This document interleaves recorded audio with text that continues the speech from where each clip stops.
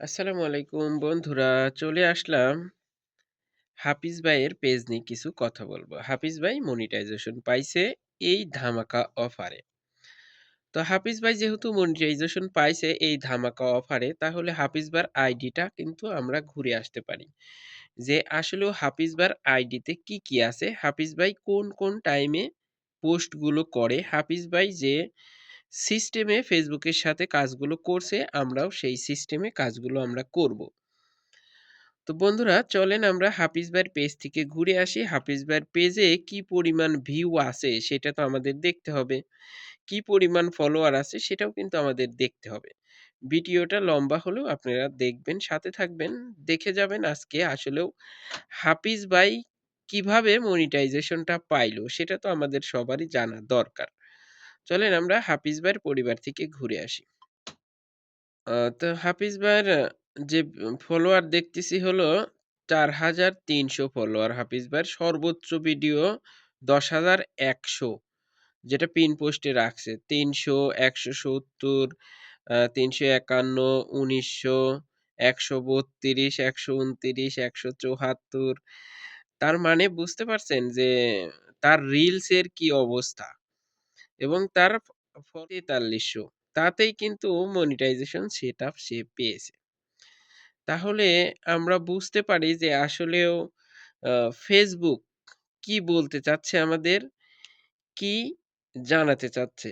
আসলে ফেসবুকের এইখান থেকে হাফিজ ভাইয়ের সাথে আমি কথা বলে যেটা জানতে পেরেছি, সেটা হচ্ছে যে হাফিজ ভাই শিডিউল মতো পোস্টগুলো করত সময় মতো।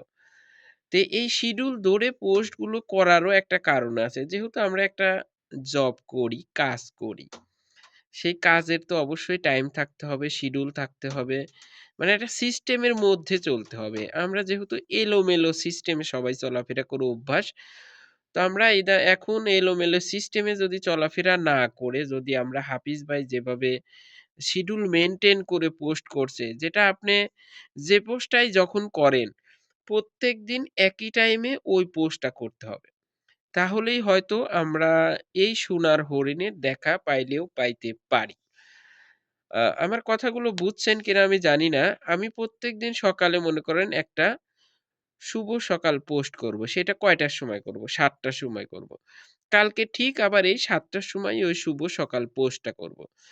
আজ আজকে ৯ টার সময় আমি আরেকটা পোস্ট করব। কি পোস্ট করব? রিলস পোস্ট করব। তাহলে এই রিলসটাও আমার ঠিক প্রত্যেকদিন ৯ টার সময় পোস্ট করতে হবে। আমি ১১ টার সময় একটা পোস্ট করব। সেটা একটা লং ভিডিও হতে পারে, সেটা যেকোনো একটা পোস্ট হতে পারে। সেটাও আমার হইতে হবে ঠিক ১১ টার সময়। ঠিক এভাবেই আপনি প্রতিদিন যদি ১০ টা পোস্ট করেন, প্রত্যেকদিন একই টাইমে এই টাইমটা মেইনটেইন করতে হবে। যেটা আমি হাফিজ ভাইয়ের সাথে কথা বলে পেয়েছি। তো বন্ধুরা আমরা কিন্তু জেনে গেলাম আসলেও ফেসবুক মামা কি বলতেছে আমাদেরকে। আমরা আশা করি সবাই এই সোনার হরিণের আশায় ফেসবুকে কাজ করি। দেখা যাক কার ভাগ্যে আছে আর কার ভাগ্যে নাই। এই কথা বলে শেষ করলাম। আল্লাহ হাফেজ। ভালো থাকবেন।